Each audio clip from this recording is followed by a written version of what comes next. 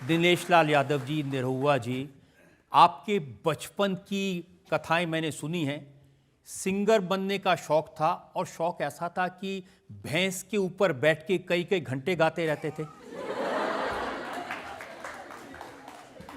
सच है सर।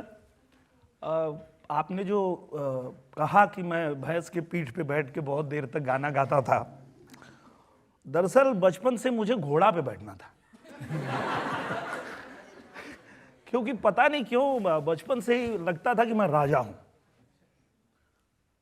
पर घर में घोड़ा ही नहीं है, मैं कैसा राजा हूं? ये कौन से राजघराने में पैदा हो गया जहां घोड़ा ही नहीं है? तो लगता था कि चलो ठीक है, घोड़ा नहीं है, कम से कम भैंस है।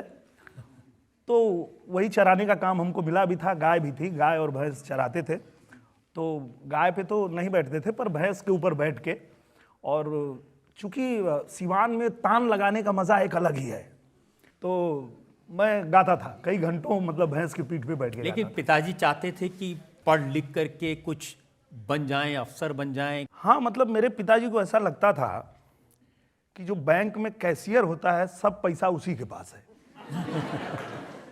तो वो हमसे कहते थे कि तू पढ़ बढ़िया से और बैंक में कैशियर बन जा। तो पढ़ाई तो हम कर रहे थे, पिताजी के साथ में ही रह के कलकत्ता में पढ़ाई कर रहे थे। और पिटाई भी होती थी। बहुत पिटाई होती थी सर, फिल्मों के चक्कर में, क्योंकि मैं करिश्मा कपूर का बहुत बड़ा फैन हूं।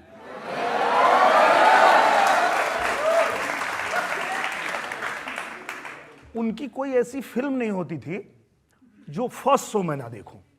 जब भी रिलीज होती थी, मैं स्कूल से भाग के, एक बार तो मैं आर्मी के कैंप से भी भाग के देखा था, क्योंकि मैं एनसीसी कर रहा था और हमारा कैंप गया हुआ था एक जगह पे, और पता चला कि आज करिश्मा कपूर की फिल्म रिलीज हो रही है, शुक्रवार का दिन था।